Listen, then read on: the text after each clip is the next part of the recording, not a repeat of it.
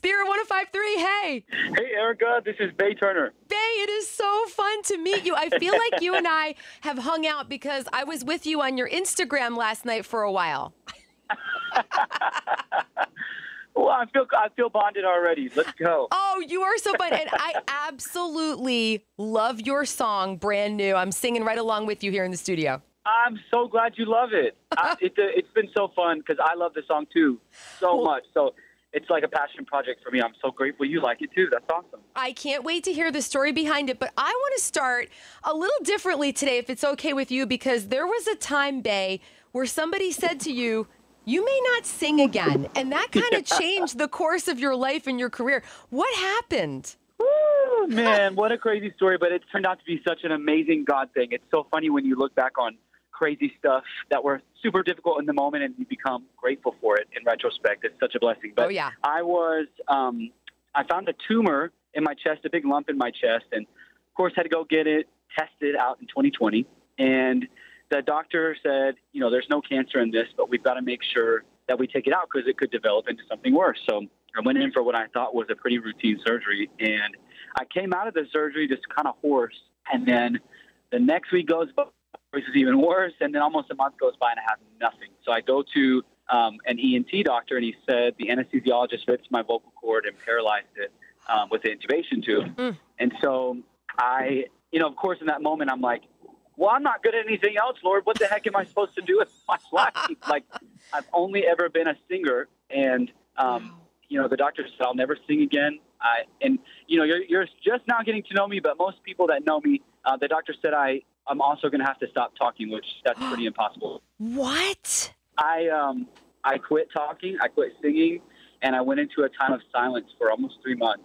And it was in that silence that the Lord met me, and He began to teach me the difference between who I am as a man of God and what I do really well. I stopped finding my words for my gifting, and it was just a really insane but such a beautiful experience.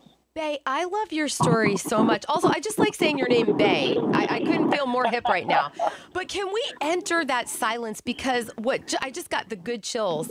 Because I feel so often we feel that when God is silent, when things aren't happening, He's not doing anything. But that is actually the opposite of what's true, isn't it? Right. That's right.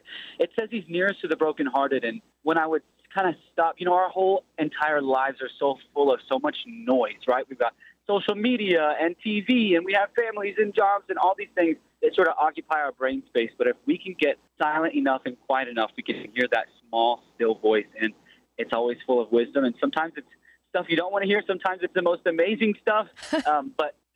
Man, what a blessing it is to get quiet and listen to our Creator. I'm so thankful for the God that we serve. Me too. So what was it like when you first started talking again? And also, how did you communicate when you were silent? Did you have like an Etch-a-Sketch or something? What did you have? I had a notepad, but my writing was really bad because I'm a fast talker, so my fast writing ended up looking terrible. So I used a little app on my phone. I basically just type out what I wanted to say. When I started talking again, I was nervous because I didn't know what was going to happen. But you know what? The week before I started really using my voice again, I just felt this total peace that I was going to be just fine. And the Lord actually told me to go back to a different voice specialist just to check out and see what was going on. And it's like when I walked opened the doors to that doctor's office, I knew that I was okay. And I walked in, and of course he said, it's like there's nothing that's ever happened to your vocal cord. It's perfectly healthy. Everything is great. And wow. Man, it's just exhilarating. It was like I got a fresh start, a brand new start, which is kind of what my song's about, which is pretty exciting. Wow. So is that the story behind this song? Is that it officially? Yes, that's it. Yeah, it's just all about the joy of becoming new in Jesus, whether that's physically, that's emotionally, that's spiritually. There's in His presence, He can just make all things new, and anything that's broken or hurt or out of place, He puts in place and heals. And that's kind of what I just wanted to infuse into the DNA of this song. And then for those that, maybe they're not experiencing this crazy tragedy, but they do remember when they became new in Christ spiritually, right? We've kind of had that, touch from the Lord when we said yes to Him, and the joy that follows, the excitement that follows of, finding your Creator and hearing His voice for the first time and just doing life with Him. it's such an exhilarating thing, and I wanted to also infuse that into this song as well. Hope people are getting that. It is infused into every single note, the joy of the Lord. And I have to ask you, like, do you have to, like, dance and move the whole time you're singing? Because, like, that's me. I'm embarrassed. Like, poor producer Max here in the studio, because I am just jamming. Like, I mean, it is such a wonderful feeling that comes over you when you hear it. Oh, I'm so glad that you love it, because that's how I feel, too. I honestly, it's a song I've got a plan for kind of advanced when I'm singing it, because I have so much fun. And then I look back at like a live stream or a recording of me, and I'm like, you look like you might be having a little too much fun there, babe. I think that's so wonderful. Good cardio. Maybe some of those Zumba ladies out there can put it in their Zumba class and just get down to business listening to Brand New, because it's got a good beat. Come on, burn cardio and worship the Lord at the same time. I am in. That sounds amazing. Now, Bae, something else I found out about you while I was getting to know you on the Insta last night is you have a fiance and she's beautiful. How did you meet? Oh, she's amazing. Yep, what a gift it is to have I always call her my little nugget. Oh, that's adorable. She's an incredible woman. She's got a ministry called Gutsy Faith with the women's ministry that has a podcast, and they have monthly gatherings. And but I met her in church. Actually, I was leading worship, and I'll never forget the day that I met her. I was actually, this is the first time I ever saw her. I met her later because I was a little nervous, but I was leading worship, and usually I'm hyper focused, of course, on the Lord, right, and singing the song. Sure. And she was on the front row, and I'll never forget. She had her little glasses on. Her hair was pulled back. She had a blue and white striped shirt on, and it was like there was a spotlight on her. And I went backstage, and I was like, I don't know who that was in the front row, but you guys got to let me know who it is. And, of course, I found out who it was, and I messaged her on Instagram, and the rest is history. Now we're getting married soon, and yeah. You and Little Nugget are tying the knot. Are you doing anything special in your ceremony? Anything exciting? You know what? We're going back. So she's from Italy. Her dad's from Italy. Her mom's from America. And they lived on the small island off the coast of Naples called Capri.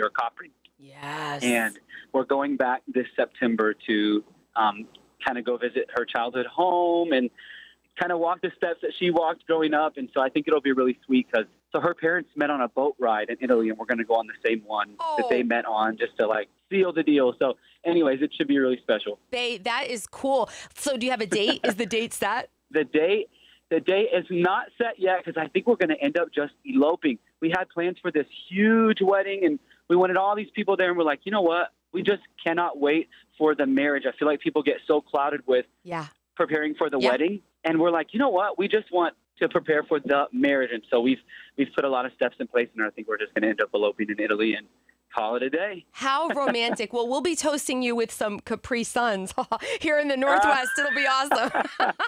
And speaking of fall, I'm such a nerd. Sorry, Bae. I know you're cool. No, I'm a nerd. Hey, I'm the same way. I love it.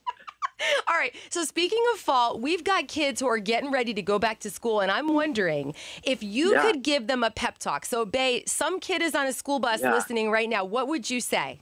So one of my favorite verses that has been absolutely wrecking me is Zephaniah 3:17 that talks about how God is singing over us. Yes. And what an incredible thing it is that no matter what you're facing, whether somebody's not kind to you at school, whether you're stressed about homework, trying to fit in, whatever it may be, if you just think about the amazing thing that is that God is singing a song over you. Think about, put yourself in that place. What would it be like for you to sing over something, whether it be a little baby or whatever? What would it be like, the heart posture and the intention behind doing that? You've got to love somebody so much to be able to do that. And I think that's what's been really, really touching my heart, is that no matter what I face, even if life gets crazy, I've got a creator in heaven that is singing over me so I can get through anything. Oh, Bae, that is so awesome. You're a rock star in the true sense of the word. Before I let you go here, if you were to be in the Olympics, what sport would you want to play? 100,000%, I would be killing it in the men's gymnastics. Come on, what would you do? What would your move be? I would have to, you know how Simone Biles has her own move, the Biles. I'd have to have the Bae, you know what I'm saying? And I think I'd probably kill it on the uneven bars. I just feel that in my spirit that I think maybe I missed my calling. Bae, you get a gold medal in singing. I don't know about gymnastics, but thank you. That. You've earned it. It is so fun to get to know you, and I hope you'll come back on Spirit 105.3. You're a joy. I can't wait. Thanks for having me. Okay, God bless.